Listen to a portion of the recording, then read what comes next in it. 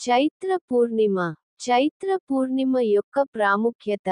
చైత్ర పూర్ణిమ అనేది హిందూ నూతన సంవత్సరంలో మొదటి పౌర్ణమి మరియు దీనిని చైత్ర పూనం అని కూడా పిలుస్తారు.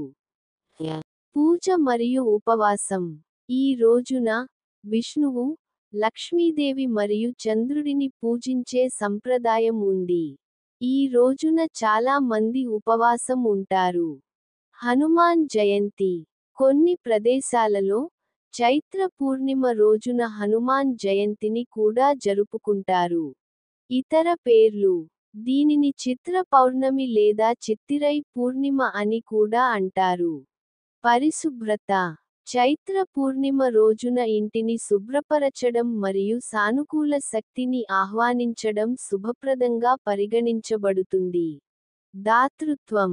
ఈ రోజున దానధర్మాలు చేయడం కూడా శుభప్రదంగా పరిగణించబడుతుంది. చైత్ర పూర్ణిమ వ్రత కథ. పూర్వకాలంలో ఒక వైశ్యుడు ఒక నగరంలో నివసించేవాడు. అతను చాలా మతపరమైనవాడు మరియు సత్యవంతుడు. అతని భార్య కూడా భక్తిగలది మరియు మంచి ప్రవర్తన కలిగినది. ఆ వైశ్యుడు, అతని భార్య ఇద్దరూ విష్ణువుకు గొప్ప భక్తులు, ప్రతి పౌర్ణమి నాడు ఉపవాసం ఉండేవారు. ఒకసారి వైశ్యుడు తన భార్యతో ఉపవాసం ఉండి సత్యనారాయణ స్వామిని పూజించాలనుకుంటున్నానని చెప్పాడు. అతని భార్య అంగీకరించింది మరియు ఇద్దరూ సత్యనారాయణ ఉపవాసం పాటించి, ఆచారాల ప్రకారం ఆయనను పూజించారు. ఉపవాసం ప్రభావంతో వైశ్యుని ఇంట్లో సంపద మరియు శ్రేయస్సు పెరగడం ప్రారంభమైంది మరియు అతని వ్యాపారం కూడా వృద్ధి చెందడం ప్రారంభమైంది. వైశ్యుడు మరియు అతని భార్య ఇద్దరూ చాలా సంతోషంగా ఉన్నారు మరియు ప్రతి పౌర్ణమి రోజున భక్తితో ఉపవాసం ఉండేవారు. ఒకరోజు ఆ వైశ్యుని భార్య గర్భవతి అయి అందమైన ఆడపిల్లకు జన్మనిచ్చింది. ఒక కుమార్తె పుట్టడం ఆ వ్యాపారవేత్త మరియు అతని భార్య ఆనందాన్ని మరింత పెంచింది.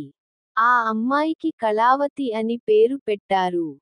కళావతి క్రమంగా పెరిగింది మరియు ఆమె కూడా తన తల్లిదండ్రుల మాదిరిగానే మతపరమైనది మరియు మంచి ప్రవర్తన కలిగినది.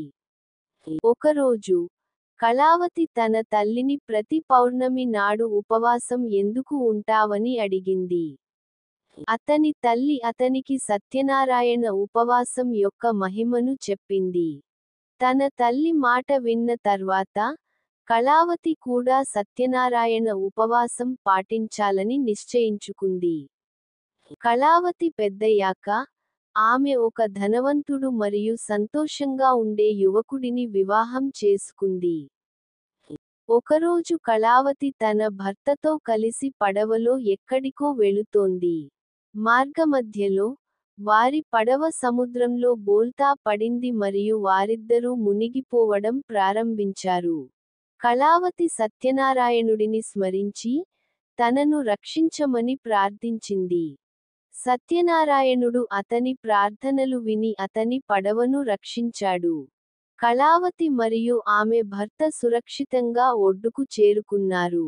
ఆయన సత్యనారాయణ స్వామికి కృతజ్ఞతలు తెలిపి, ప్రతి పౌర్ణమి రోజున ఉపవాసం ఉండాలని నిర్ణయించుకున్నాడు. అప్పటి నుండి, కళావతి మరియు ఆమె భర్త ప్రతి పౌర్ణమి రోజున భక్తితో ఉపవాసాలు ఉండి సత్యనారాయణ స్వామిని పూజించారు. అతని భక్తికి సంతోషించిన భగవంతుడు సత్యనారాయణుడు అతనికి అన్ని ఆనందాలను, శ్రేయస్సును ప్రసాదించాడు మరియు చివరికి అతను మోక్షాన్ని పొందాడు. ఈ కథ చైత్ర పూర్ణిమ ఉపవాసం యొక్క వైభవాన్ని చూపుతుంది. ఈ ఉపవాసం ఆచరించడం ద్వారా అన్ని కోరికలు నెరవేరుతాయి మరియు చివరకు మోక్షాన్ని పొందుతాయి. కాబట్టి, ప్రతి ఒక్కరూ భక్తితో చైత్ర పూర్ణిమ ఉపవాసం పాటించాలి.